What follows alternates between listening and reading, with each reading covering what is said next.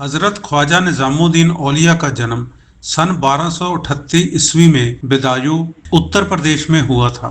उनका पूरा नाम मोहम्मद निजामुद्दीन था।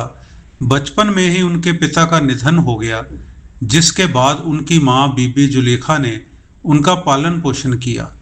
बताया जाता है कि उनकी मां बड़ी धर्मपरायण महिला थी और उन्हीं की परवरिश ने निजामुद्दीन के भीतर आध्यात्मिकता के बीज बोए। बचपन में ही उनका परिवार दिल्ली आ गया। यहाँ उन्होंने कुरान, हदीस, फिक्ह और अन्य धार्मिक विषयों की शिक्षा प्राप्त की।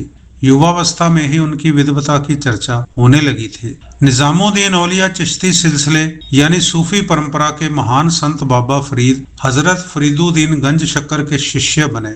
ये अजोधन आज का पाकपतन पाकिस्तान गए, जहां बाबा फरीद रहते थे और उनसे आध्यात्मिक शिक्षा ग्रहण की। बाबा फरीद ने उन्हें अपना उत्तराधिकारी यानी खलीफा घोषित किया। बाबा फरीद के निधन के बाद निजामुद्दीन औलिया दिल्ली लौट आए और ग्यासपुर वर्तमान निजामुद्दीन के क्षेत्र में अपनी खानकाह स्थापित की। यहाँ से उन्होंने चिश्ती सिलसिले की शिक्षाओं का प्रसार किया, जिसमें प्रेम, सेवा, सहनशीलता और मानवता की भलाई पर विशेष बल दिया जाता था। उनकी शिक्षा में हिंदू मुस्लिम भेदभाव नहीं था और वे सभी धर्मों के लोगों के प्रति समान स्नेह रखते थे।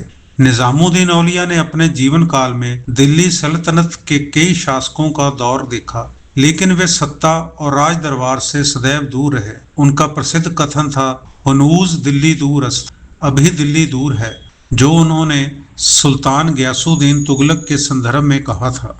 उनके प्रमुख शिष्यों में अमीर खुसरो शामिल थे, जो महान कवि, संगीतज्ञ और विद्वान थे। अमीर खुसरो और निजामुद्दीन औलिया के बीच गुरु शिष्य का अनूठा प्रेम था। कहा जाता है कि निजामुद्दीन औलिया के निधन के कुछ ही महीनों बाद अमीर खुसरो का भी देहांत हो गया, क्योंकि वे गुरु के वियोग को सहन नहीं कर सके। हजरत निजामुद्दीन औलिया का निधन 3 अप्रैल 1325 ईस्वी को हुआ। उनकी दरगाह आज दिल्ली के निजामुद्दीन के क्षेत्र में स्थित है, जो सूफी संगीत और श्रद्धालुओं के लिए प्रसिद्ध तीर्थ स्थल है। यहाँ हर गुरुवार को कव्वाली गायन होता है, जो सैकड़ों वर्षों से एक परंपरा के रूप में चली आ रही है। निजामुद्दीन औलिया की शिक्षाएं प्रेम, भाईचारे और मानवता की सेवा पर आधारित थी।